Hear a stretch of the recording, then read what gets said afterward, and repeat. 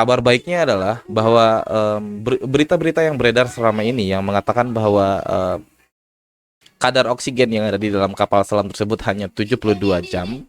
Itu barusan diklarifikasi oleh pihak dari TNI, di mana mereka menyatakan bahwa 72 jam itu adalah waktu untuk kapal selam Nanggala 402 apabila terjadi blackout atau listrik tidak dapat dinyalakan.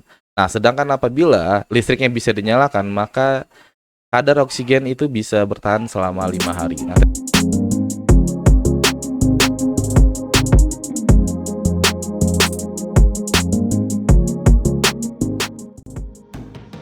Assalamualaikum warahmatullahi wabarakatuh teman-teman semuanya, bertemu lagi di channel Rio Ermanto.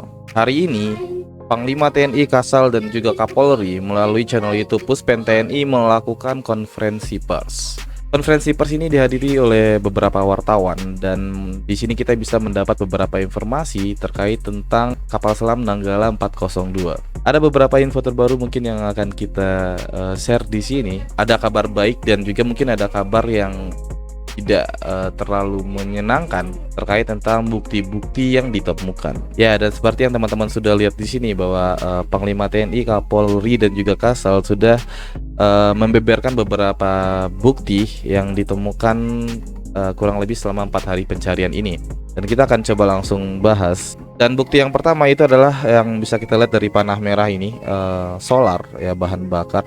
Dan ini ditemukan di permukaan laut. Kemudian ada lagi beberapa bukti yang lain seperti yang bisa teman-teman lihat di sini yang di botol orange. Itu adalah pelumas untuk periskop ya, Nanggala 402 ya. Jadi buat yang bagian yang di atas yang untuk naik turun. Jadi kalau seandainya kering maka digunakan pelumas ini untuk mencegah agar tidak kering ya.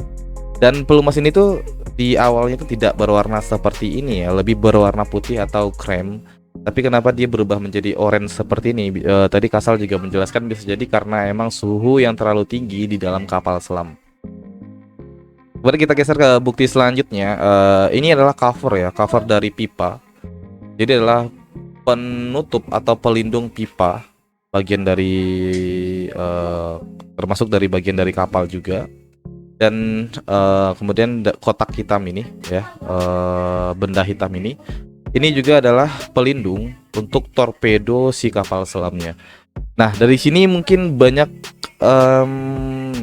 tanggapan dan pertanyaan dari para netizen ya. Kenapa beberapa benda-benda ini bisa berserakan di permukaan ya? Ada mungkin beberapa yang menganggap bahwa terjadi ledakan atau semacamnya.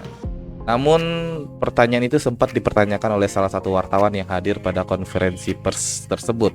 Kemudian di situ Kasal menjawab bahwa dengan ditemukannya bukti-bukti seperti ini bisa diduga bahwa tidak terjadi ledakan ya, melainkan hanya retakan di objek-objek tertentu. Jadi bagi teman-teman mungkin yang mendengar berita bahwa Nanggala 402 meledak, bisa dikatakan untuk saat ini belum ada bukti yang valid terkait berita itu.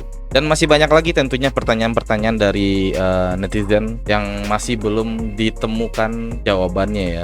Dan terkait dari koordinat kapal Nanggala 402 pun tadi sempat dipertanyakan oleh salah satu wartawan.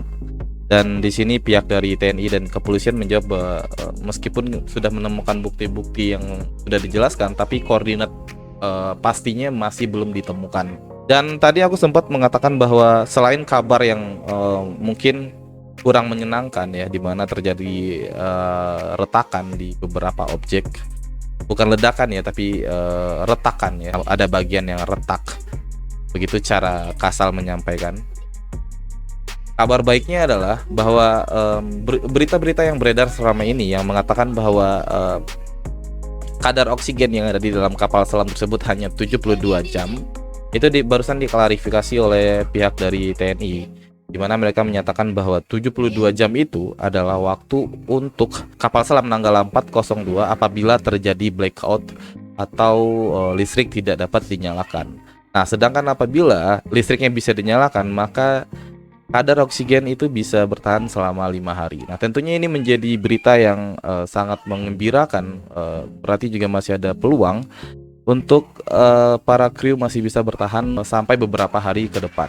Dan pastinya kita selalu berharap bahwa yang terbaik yang akan terjadi ke depannya, dan 53 kru semuanya bisa dievakuasi sampai ke permukaan dengan selamat, sehat walafiat. Oke, dan ya mungkin segitu informasi yang bisa aku sampaikan melalui channel YouTube Rio Hermanto kali ini, dan kita akan masih tetap menunggu perkembangan dari pencarian yang masih terus dilanjutkan. Jadi buat teman-teman yang ingin mendapatkan info terbaru, langsung aja teman-teman subscribe channel YouTube Rio Hermanto, dan kita akan segera kabarkan perkembangan-perkembangan terbaru dari pencarian kapal Nanggala 402. Oke, dan mungkin segitu dulu video kali ini. Terima kasih banyak sudah menonton, semoga bisa bermanfaat, dan jangan lupa support terus channel Rio Hermanto dengan cara subscribe, like, komen, dan share, dan nyalakan lonceng pemberitahuannya untuk mendapatkan update video terbaru dari channel Rio Hermanto.